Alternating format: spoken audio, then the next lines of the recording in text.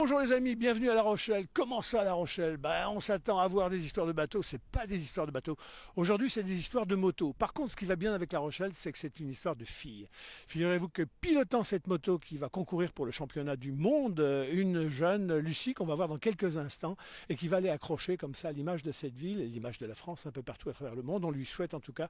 C'est l'objet du récit de ce matin, La Rochelle par la mer, direction le monde. Regardez les amis, elle s'appelle Lucie Boutseul, elle ambitionne de concourir pour les championnats du monde féminin, elle commence à faire des podiums, elle a choisi La Rochelle comme base, elle est accompagnée de son coach David Veillon et elle nous a été signalée par Yannick Picard qui est le roi des sports mécaniques anciens puisqu'il organise du côté de Marcilly, etc. très régulièrement des rendez-vous de véhicules anciens. La Rochelle, on pense que ça ne tient que par la mer. Non, La Rochelle, ça tient par l'envie qu'on a d'une aventure permanente au contact du monde, au front du monde. Et on peut y aller aussi par le sport et le sport mécanique. Lucie, bonjour. Allez, on va vous laisser préparer alors cette petite moto qui est un vrai petit bolide. On va voir, on est dans le sérieux, hein, on n'est pas dans la moto d'agrément, etc. Voilà. Et puis regardez ce petit minois, 22 ans, hein, on est capable d'en faire des choses pour préparer une vie à rebond. Allez, on va s'installer par là. Je vais vous laisser vous mettre ici. On va installer les messieurs. Bon, Lucie, dites-moi, alors vous faites partie des filles de La Rochelle, on a Charline Picon qui s'est battue aux Jeux Olympiques, on a des filles en combat avec la mer, vous êtes en combat avec la vitesse.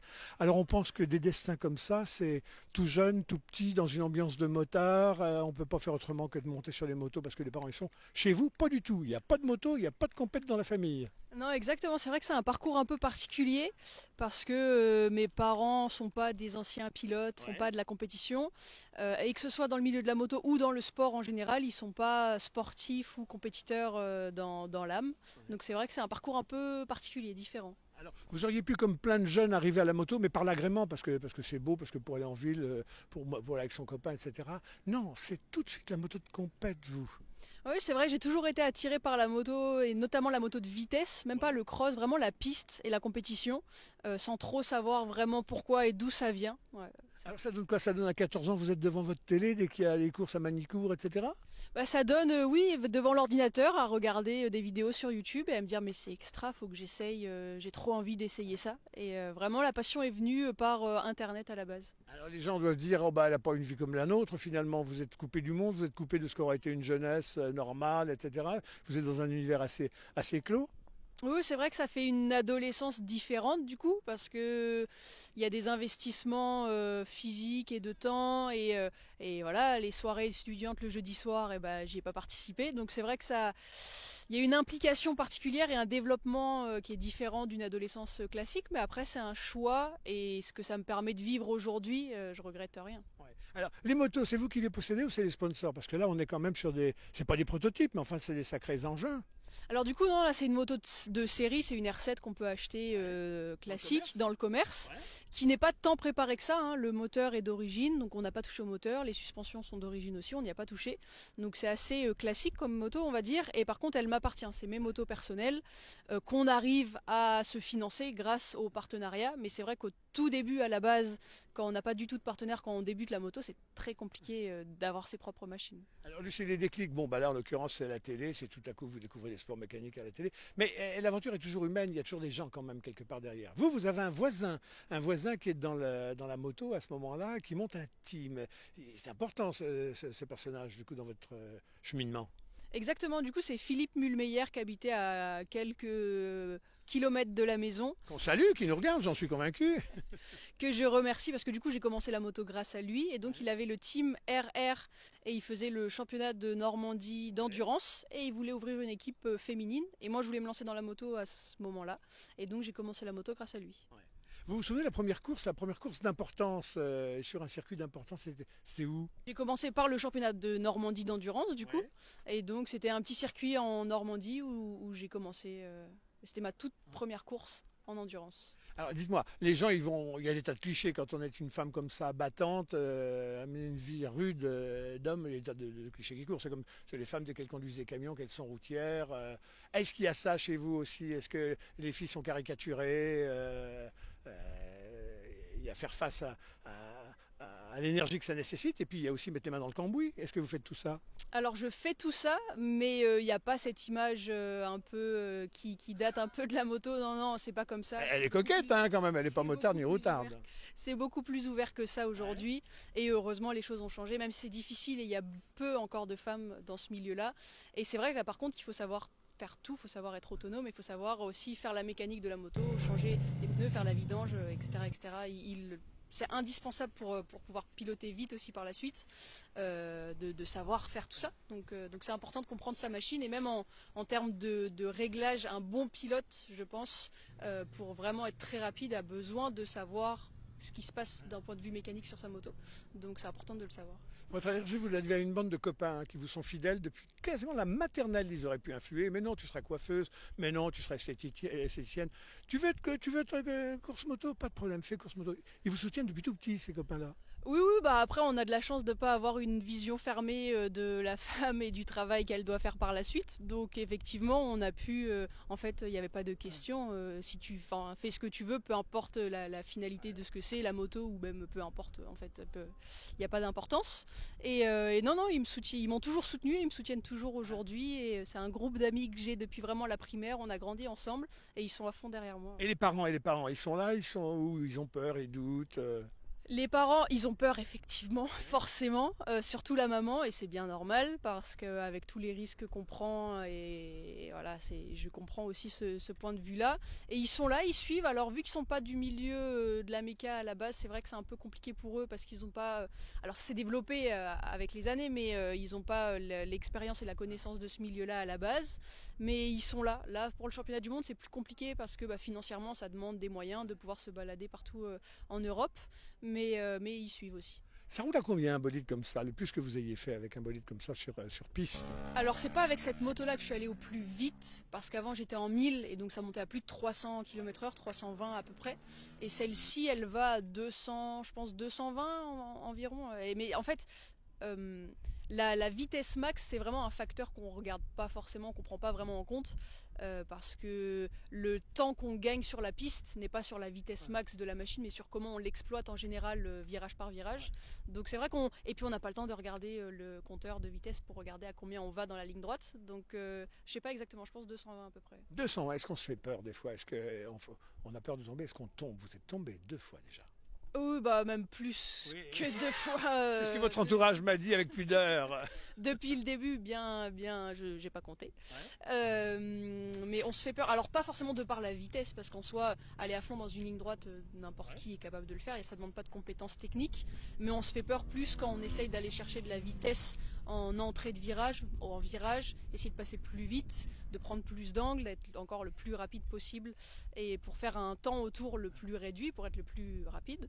Et oui, ça arrive de se faire peur et de tomber, ça fait partie du métier. Ouais, l'adrénaline, c'est aussi quand tout à coup on s'aperçoit que, oh mince, je suis dans la course, je suis la première. Alors là, tout à coup, on se dit, mais j'ai raison d'y croire, d'être la première. Ça vous est arrivé, ça, vous, d'avoir fait course en tête, pas avoir gagné, mais en tout cas, soudain, vous montez dans les étages. Oui, c'est clair que c'est beaucoup, comme je disais, beaucoup d'investissement en termes de temps, financièrement, et toute la vie autour tourne que autour de la moto parce qu'il faut se coucher tôt, parce qu'il faut bien récupérer, parce qu'il faut bien manger pour pas être trop lourd sur la moto. Et en fait, il faut être prêt physiquement, donc il faut s'entraîner tous les jours, donc ça fait beaucoup de choses à faire. Et donc quand enfin ça paye et quand enfin on mène une course, là on se dit ça y est, toutes ces années de travail payent et ça valait le coup. Alors le titre suprême, Lucie, c'est le MotoGP, le Grand Prix de moto. Ça, c'est vraiment, du coup, vous vous dites, j'accroche ça comme perspective. C'est le plus haut niveau mondial de la moto, c'est les compétitions, c'est des MotoGP. Et donc je pense que c'est le rêve de tout pilote, même amateur qui commence la moto. On regarde tous la MotoGP avec des grands yeux. Et petit à petit, année après année, après avoir fait championnat de Normandie, championnat national et là maintenant l'international, ça se rapproche petit à petit. Maintenant, il n'y a jamais une femme concourue en MotoGP pour le moment. Et ça demande des moyens financiers très importants. Et dans la plupart des cas, avoir commencé la moto très jeune, à 4, 5, 6 ans, ce qui n'est pas mon cas. Donc c'est plus compliqué à atteindre, mais pourquoi pas, de toute façon, tant qu'on s'entraîne pour, il n'y a pas de raison. On a choisi ce lieu, c'est pour vous porter chance, parce que tout simplement, c'est un endroit qu'aimait bien Michel Crépeau, sur lequel il a fait installer une œuvre qui est derrière nous, qui est une map monde, qui est La Rochelle est un peu l'ambassadeur de la francophonie partout à travers le monde, et ont été marqués sur ce globe tous les endroits où ça parle le français, où La Rochelle est allée mettre un peu ses guêtres, etc. Tous ceux qui sont passés là ont touché ce globe, je vous proposerai de le toucher, ont gagné tous les paris qu'ils avaient imaginés, que ce soit par la mer, que ce soit etc.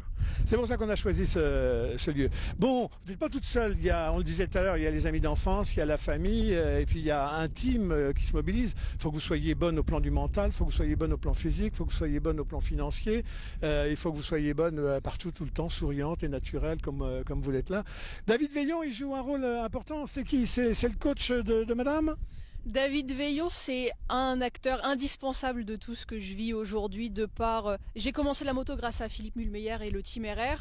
J'ai fait 2 saisons en championnat de Normandie et par la suite ça butait un peu parce que moi j'avais vraiment le rêve et l'objectif d'être pilote professionnel et par la voie des championnats régionaux c'est un peu plus compliqué forcément d'y arriver et j'ai rencontré David sur les 24 heures du Mans en moto et depuis donc il est devenu mon coach par rapport à la moto, aussi au début physiquement, mentalement comme on disait, tous les aspects qui sont indispensables au tout début quand je connaissais pas du tout le milieu de la moto et puis pour aller chercher des partenaires aussi, pour aller démarcher, pour faire des rendez-vous comme celui-ci. Ce qui est sûr, c'est que j'en serais pas là aujourd'hui si j'avais pas rencontré David. Je ferais sûrement de la moto encore, mais pas à ce niveau-là, c'était impossible. David, vous la sentez bien? Je vous voyais vous activer depuis que vous êtes arrivé, là, tous les détails, le décor derrière nous, les petits mots pour stimuler, etc. Comment vous la rencontrez un jour et puis comment tout à coup vous vous dites ça sera elle, ça c'est sûr, elle va y arriver sur son podium, elle va y arriver sur son podium. Elle va y arriver sur son podium, oui. Lucie, c'est la force tranquille, c'est la persévérance. D'ailleurs, quand on est allé en Espagne, il l'appelle Perseverantia. C'est toujours relever des défis et se permettre d'aller découvrir ses limites tranquillement, sereinement, et puis une volonté rare. Et puis pas de tabou quand elle dit que le cambouis ça lui fait pas peur, elle met les mains dans le moteur. Elle pourrait monter un moteur. Alors ce qui est important, voilà, j'ai travaillé avec plusieurs pilotes et c'est vrai que Lucie, c'est indispensable qu'elle sache comment fonctionne la moto. Ouais. Voilà, d'un point de vue mécanique, donc les mains un peu dans le cambouis, mais aussi. T'as de dames qui nous écoutent qui disent si je pouvais faire ça pour ma voiture. Hein. C'est sûr. Et aussi sur les réglages. Comprendre comment fonctionne le châssis, comment fonctionnent les suspensions, etc., etc. Ça permet aux pilotes aussi de mieux comprendre certains mouvements occasionnés sur la piste à telle et telle vitesse. Donc en tout cas, Lucie, je transmis cela. Et puis ça lui plaît. Ça la réconforte aussi. Il vous reste 2 d'ici la fin de l'année, 2 manches, une à Manicourt, me dit-on, et une autre en Espagne à Gires. Pensez qu'elle peut être sur un podium? Alors, pensez, ouais. Pensez parce qu'elle bosse pour. Non, c'est une vie particulière. Hein. C'est les journées commencent. C'est le lever à 5h15 du matin. Elle fait de la gym, elle fait du. Alors on a la chance d'être soutenu par un centre de fitness sur La Rochelle. On peut dire son nom. Oui, Fitness Park Angoulin, qui sont vraiment formidables, qui l'accompagnent en sponsoring aussi. Pour le mental, elle a un psychologue qui l'accompagne aussi. Alors voilà, un grand monsieur qu'elle va voir sur Rochefort, donc je me souviens plus du nom. Et Monsieur Olivier Stract. Voilà, qui se reconnaîtra, Olivier, à Rochefort. Quelqu'un qui match, qui a son écoute et qui lui transmet son savoir et qui lui permet d'aller chercher des petites choses qu'elle a au fond d'elle-même pour qu'elle puisse être tranquille dès qu'elle arrive sur les week-ends de compétition, qu'elle déroule ce qu'elle sait faire. Voilà. Qu'est-ce qui se dit dans le milieu des femmes et des femmes pilotes? Son nom circule, les filles sont un peu jalouses, disent quand même, il faut se méfier, c'est une étoile qui monte. Alors en championnat de France, on a vraiment relevé les défis parce qu'avant de concourir contre des femmes, seulement contre les femmes, Lucie on a concouru contre des hommes. Et on a relevé des défis sur des motos très très puissantes qui vont à plus de 300 km/h et elle a relevé des défis dans le sens où elle a fait des choses qui ne se sont jamais faites jusqu'à présent et avec des temps qui ne se sont jamais fait aussi. Donc elle a vraiment bousculé un petit peu les esprits, se dire ah oui mais une fille peut rouler aussi vite qu'un garçon. Et arriver en championnat du monde, c'est vrai que de par ses résultats, de par qu'elle arrive, elle est top 8 quand même, top 8 mondial et on sait qu'il y a énormément de travail. Voilà, énormément de travail pour y arriver, mais on travaille. Yannick Picard, vous commencez à être connu au-delà du fait que vous écrivez des chroniques dans Sud-Ouest, vous êtes à Sud-Ouest, pour votre passion pour les sports mécaniques, mais un peu à l'ancienne, quoi, les voitures anciennes. On dit, mais vous êtes le chantre, pas de l'antiquité, de la modernité, parce que je vois bien, alors, vous avez des chemises, dans l'impression que vous sortez du bol d'or de cette année, et puis vous avez une passion pour tout ce qui est un peu insolite, décalé, mais qui fait avancer les choses. C'est ce que vous a fait éprouver Lucie? J'ai surtout une passion pour les gens passionnés. Ouais. Et chez Lucie, j'ai découvert quelqu'un vraiment de passionné. Chez David aussi, avec ses simulateurs sur lesquels on pas concouru, mais se sont entraînés les plus grands champions qui courent en MotoGP. J'ai une photo notamment de Marc Marquez, voilà. Donc moi, c'est surtout le côté passionné de Lucie puis sa motivation. Et à 22 ans, comme elle disait, elle pourrait plutôt aller faire des soirées étudiantes. Mais aujourd'hui, s'il faut lui donner un petit coup de main, le problème de Lucie, c'est de pouvoir s'entraîner. Si on prend le championnat du monde dans lequel elle concourt, c'est la 2e édition cette année. Les Espagnols sont largement devant, Lucie, c'est ça. Mais parce que les Espagnols peuvent s'entraîner pratiquement tous les jours. Aujourd'hui, Lucie, quand elle veut s'entraîner, elle monte à Paris sur le circuit de Carole, donc forcément ça prend sur son budget pour la saison qui est d'un peu plus de 130 000 euros, je crois, c'est ça Vincent. Donc il y a des circuits dans le secteur, je pense à celui de Fontenay-le-Comte. Il faudrait peut-être, je sais pas, j'espère que le message va passer. J'ai aussi un autre message à faire passer, c'est Stéphane Villain, j'espère que tu regarderas ce reportage, parce que Lucie attend toujours ton rendez-vous avec toi, parce que je sais que le département veut aider Lucie là-dessus, et c'est vrai que ça vaut le coup, quoi. C'est un véritable challenge. Lucie, on vous sent très déterminé, on voit là, vous êtes très entouré. Est-ce que pour autant, moins maintenant vraisemblablement, mais il y a eu des moments de doute? Qu'est-ce qui fait qu'on doute à un moment, et là, dans ce cas-là, on en voit tout péter, on dit je serai coiffeuse? Il y en a toujours des doutes. Il y en a eu le week-end dernier quand on est dans un championnat du monde et qu'on ne fait pas les places pour lesquelles on s'entraîne. Et je pense qu'il y en aura encore à l'avenir. Mais l'amour de la passion et l'investissement qu'on y met, et de toute façon, même quand j'essaye de décrocher et de dire bon, c'est bon, là, je passe 2 jours, je pense pas à la moto, en fait, c'est impossible, c'est toujours en moi. Donc des doutes, il y en a. Je pense qu'il y en aura toujours. Ça fait partie du job. Et il faut juste savoir travailler avec, vivre avec et passer par-dessus et continuer à s'entraîner. Les amis, si vous caressez des projets, des ambitions, etc., venez donc sur ce lieu. Il est extrêmement ressourçant parce que derrière, on a l'ambition de ces 2 tours qui ont permis à des gens de trouver l'énergie d'aller se frotter au monde, le nouveau monde, mais l'Asie aussi en son temps. On a le globe qui donne à voir comment on s'arrête. On va poser des marques, c'est ce que vous ferez au fur et à mesure. Et puis on a derrière ces 2 messieurs qui vous appuient. L'horizon qui s'ouvre, qui demande qu'à vous accueillir là-bas au large de l'autre côté, conquérir les océans de bitume avec votre moto. Voilà les amis, je rappelle son nom, elle s'appelle Lucie Boutseul, elle a 22 ans, elle est pilote professionnelle, on va entendre parler d'elle, mais déjà dans les milieux, on cause d'elle, son nom est évoqué.